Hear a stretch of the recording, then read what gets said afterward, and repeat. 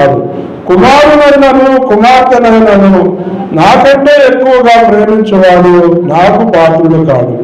తన సిలువనెత్తుకొని నన్ను వెంబడించని వాడు నాకు పాత్రుడు కాడు. ఏమండి, ఇక్కడ నేను దేవుణ్ణి వెంబడించాలి అంటే ఆయన సిలువను ఎత్తుకోవాలి. సిలువ, ఏమండి, నీ సిలువను నువ్వే ఎత్తుకోవాలి. సిలువ అంటే సిలువ అంటే మనకి ఏమర్థమవుతుంది? సిలువ అంటే ఏమండి, సిలువ అంటే మరణం. యేసయ్య సిలువ మీద మరణించాడు.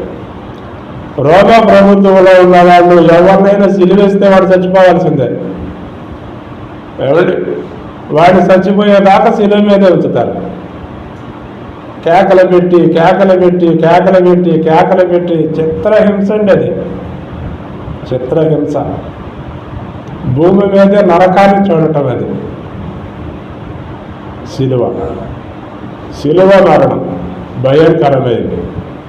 ఎవడైనా దేవుణ్ణి వెంబడించాలంటే నీ మరణాన్ని నువ్వే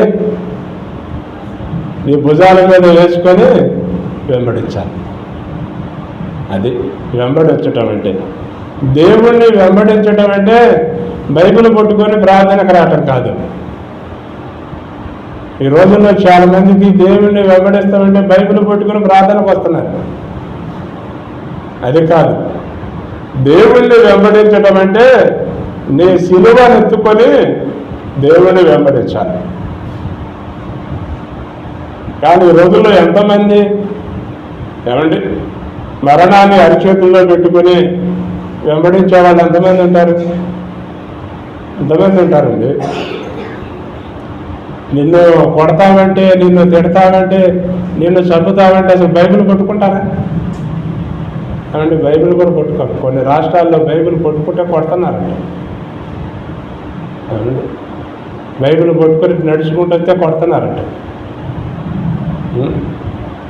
దగ్గరగా మన రాష్ట్రంలో కూడా వచ్చింది. ఇప్పుడు మన రాష్ట్రంలో కూడా అక్కడక్కడ కొడుతున్నారు. ఒకప్పుడు మన రాష్ట్రంలో లేదు అసలు. ఇప్పుడు మన రాష్ట్రంలో కూడా వచ్చింది.